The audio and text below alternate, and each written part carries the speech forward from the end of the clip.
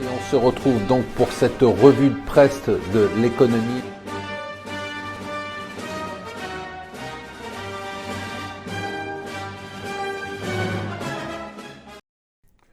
Bonjour et bienvenue sur Mon Financier pour cette revue de presse de l'Écho. Nous sommes le lundi 8 février. Je voudrais commencer par un sujet qui me tient particulièrement à cœur.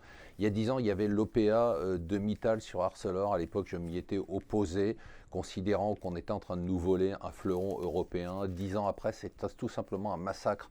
On a eu les résultats de Mittal vendredi. Mittal qui a 15 milliards d'euros de dette.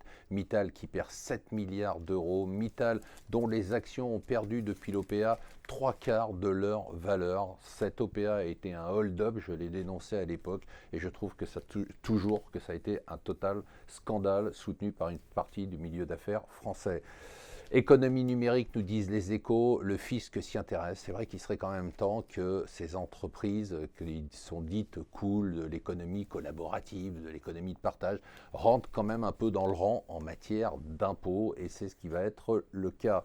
Alors, la pauvre Chine, heureusement, la bonne nouvelle du jour, c'est que les marchés sont fermés, c'est le nouvel an, l'année du singe de feu, et donc on n'aura pas de mauvaise nouvelle, c'est ça la bonne nouvelle, qu'on n'aura pas de mauvaise nouvelle de Chine, ni de mauvaise nouvelle économique, ni de mauvaise nouvelle des marchés. Et en attendant, on a eu les chiffres des réserves de change de la Chine, c'est la cata. Ils ont 100 milliards de moins, alors ils en ont encore...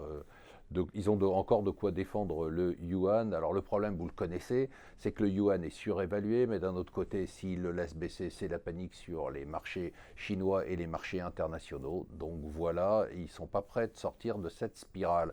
Un truc assez amusant, en première page du Financial Times, un banquier nous dit comment lutter finalement contre le crime. Il dit tout simplement en supprimant la circulation des grosses coupures. Il dit finalement les coupures de 1000 francs suisses ou de 500 euros, c'est pas vous ni moi qui allons faire les courses avec, et on les trouve pas dans les DAB. Donc il dit que si on supprimait tout ça, et bien du coup on couperait l'herbe sous le pied de l'organisation du crime. Casino, on vous avait dit qu'il fallait racheter en bas de cycle quand c'était attaqué par les short-sellers. Eh bien, Casino vient d'annoncer, Casino a d'abord très bien rebondi, et vient d'annoncer ce week-end qu'ils avaient cédé leur actif thaïlandais à une bonne valorisation, plus de 3 milliards d'euros. Donc le cours devrait rebondir aujourd'hui. Pauvre département, pauvre d'ailleurs, puisqu'ils n'ont plus d'argent. Pour cause, ils payent les dépenses sociales et notamment le RSA avec des dotations de l'État qui sont de plus en plus faibles. Et enfin, aujourd'hui commence un procès qui ne devrait durer qu'une journée, puisqu'il devrait y avoir un appel pour une procédure, et le procès devrait être reporté. Et le Parisien nous dit c'est le procès d'un menteur, c'est le procès de Jérôme Cahuzac qui a réussi quand même à mentir pendant 3 mois devant les médias et devant l'Assemblée nationale. Voilà, restez avec nous sur Mon Financier.